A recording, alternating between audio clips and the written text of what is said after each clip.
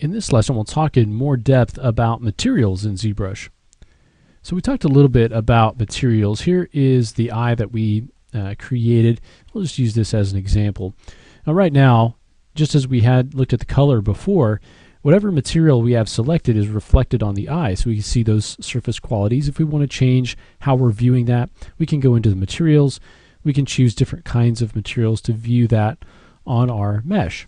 Okay, we have standard materials down here at the bottom, matte cap materials up here at the top, which will kind of enable you to get a more kind of realistic look. Kind of looks like particular things. So here we've got some clay that we have here. We've got some chrome, chalk, the familiar red wax, and we've got some more kind of shinier materials. And Pixologic actually has a bunch of different matte caps. And there are ways to actually create your own as well that enable you to get different looks. So the key is that you are able to select a material and you can see it on your model, but it's not assigned to that yet. Okay, those pixels are not assigned with that material. And so what we can do is we could paint material on here. So we have the standard brush selected, and let's say we go to Chrome, and we've got material, the material channel on, RGB intensity.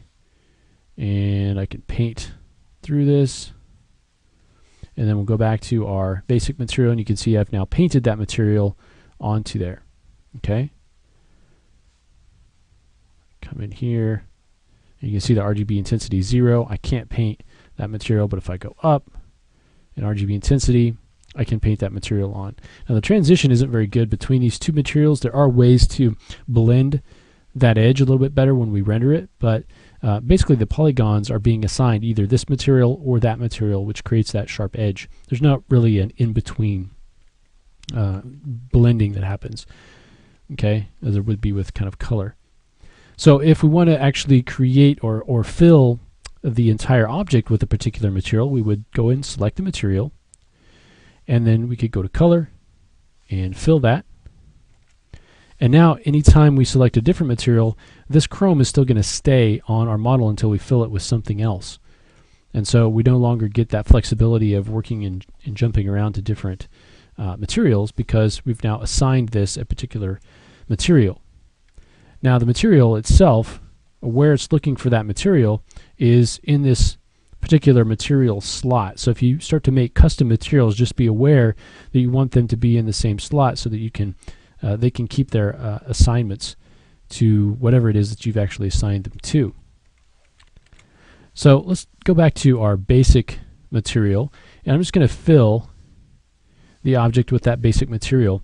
And let's take a look at how we can start to modify our material. So I'm going to open up this tray on the left, and we've docked our material palette over here on the left hand side. And you can see this is our currently selected material in the upper left. Okay, you've got all of these other materials you can select as well.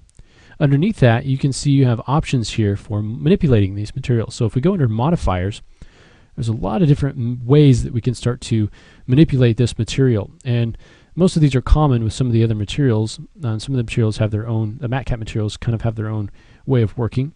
But as far as the ambient goes, I can increase that. You can see it almost creates kind of a glow, but it's kind of an ambient light. The diffuse, you can see how that increases that diffuse amount, the brightness of that. I'm going to take that down as well. Okay, and we can also choose to change the curve on how that diffuse looks based on the surface. So if we kind of bring this up, we can change that and create some interesting effects where we've got darker areas in areas that are kind of facing us versus areas that are sort of facing away from us. So you could create kind of an inverted kind of look where the outer edges glow, or the kind of electron microscope look. Okay, I can go ahead and reset that back to normal. And that's on the diffuse. We can also change the specularity. So I can increase the specularity or shininess, which you can see affects the surface of the model. I can also increase the specular curve. So we can tighten up that spec by tightening that curve up. Or we can kind of broaden that out a little bit, take that specular highlight down. Okay, we can also change things like transparency and reflectivity. Some of these things won't necessarily show up too much until you render, and we'll talk about rendering a little bit later on. Okay, but you have a lot of different options in here for changing your materials. And once you modify that material, you can save off the material by just going to save, and you can save a copy of that.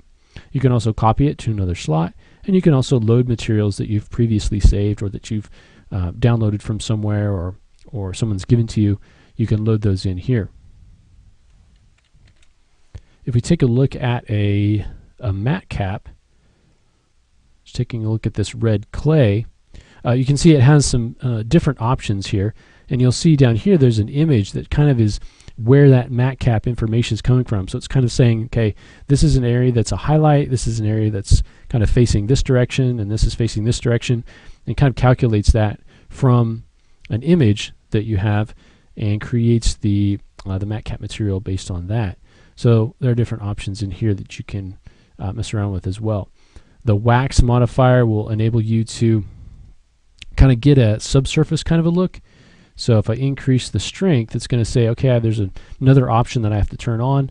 That's going to be under our render palette. So under render properties, I'm going to turn on wax preview. You can see there's kind of a subsurfacey kind of a look there where if I increase that strength, you get kind of a glow or a subsurface kind of a glow, and you can take your diffuse down a little bit, kind of make that maybe a little bit more apparent. Maybe take your specular up and increase the shininess a little bit.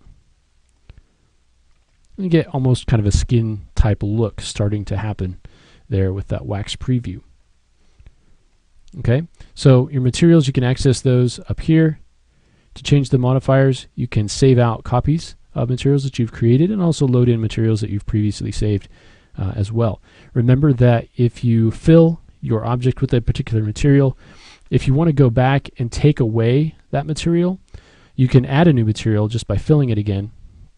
Or if you want to take away the assignment totally, you can use a plugin, and this is the Subtool Master plugin. And if you just open that up, it's under Z plugin, and you go to fill, it'll have options that you can use to fill your object with color and material, or both, just as we would with the regular tools. But if I unselect everything and hit OK, that's going to actually take away that assignment. So now if I change materials, it's going to actually go back to the way it was before, where any material that I have selected is reflected on the mesh. Okay, so now that we've talked about materials a little bit more, the next thing that I want to cover is working with textures. So there will be instances where we want to bring in textures for different things, and we kind of touched on this earlier. But we'll take a look at how we can do that, because it's kind of separated between how the textures are dealt with globally and then how the textures are dealt with on a subtool by subtool basis. And so we'll take a look at that in the next lesson.